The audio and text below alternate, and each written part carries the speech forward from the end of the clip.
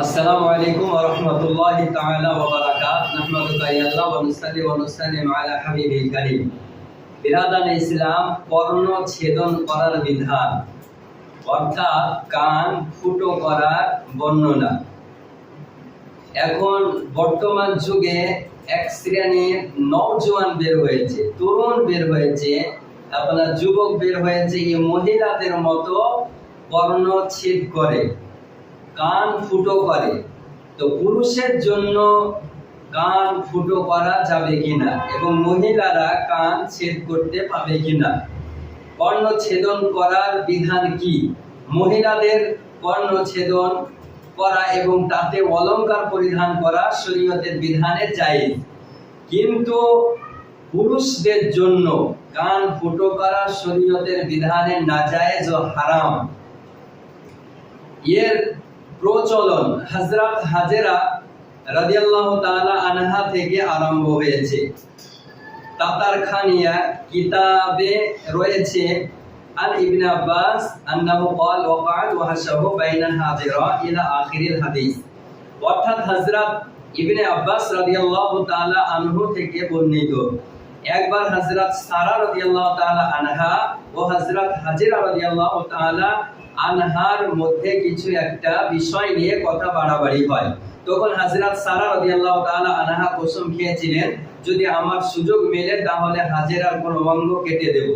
আল্লাহ তাবারক ওয়া তাআলা হযরত সাইয়্যিদুল মালায়েকা জিবরাইল আলাইহিস সালামের মারিফাত হযরত ইব্রাহিম আলাইহিস সালাম কে নির্দেশ দিলেন যেন ওদের পরস্পরের মধ্যে আপোস করে দেন। হযরত সারা রাদিয়াল্লাহু তাআলা আনহা আরজ করলেন, তাহলে আমার কসমের কি সুরাহা হবে, আমার কসমের কি হবে? তখন হযরত ইব্রাহিম আলাইহিস সালাম এর উপর ওহী নাযিল হলো, হযরত সারা রাদিয়াল্লাহু তাআলা আনহা কে নির্দেশ দাও যে সে হযরত হাজেরা রাদিয়াল্লাহু তাআলা আনহার কর্ণ ছেদন করে।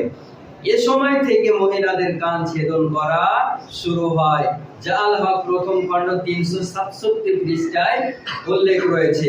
হযরত ইবনে আব্বাস রাদিয়াল্লাহু তাআলা আনহু বলেন, আমার আবুন নবী সাদাকাতি, নবী পাক সাল্লাল্লাহু তাআলা আলাইহি ওয়াসাল্লাম মহিলাদেরকে সদকা করার আদেশ দেন। রাবি অর্থাৎ বর্ণনাকারী বলেন, আমি দেখলাম তারা তাদের কর্ণ, কান ও কণ্ঠের দিক হাত প্রসারিত করে গয়নাগুলো হযরত বিলাল রাদিয়াল্লাহু তাআলা আনহুর কাছে অর্পণ করছে। বুখারী শরীফ হাদিস নাম্বার 5249 এর মধ্যে লিপিবদ্ধ রয়েছে, মহিলাদের কান ও নাক ছেদন করা এবং তাতে গয়না পরিধান করা শরীয়তের বিধানে জায়েজ, কিন্তু পুরুষদের জন্য কান নাক ছেদ করা, ফুটানো শরীয়তের বিধানে হারাম। কিছু জায়গায় বালক ছেলেদের নাক ও কান ছেদন করতে দেখা যায়, এটা নাজায়েজ ও হারাম। আন নাস্তাকবাল উজনি লিতাআলিকিল কুরতি ওয়া হুয়া মিন জিনাতিন নিসাই ফালা ইয়াহিল্লু লিয-যাকুরি, অর্থাৎ বালি পরিধান করার জন্য কান ছেদন করা, যা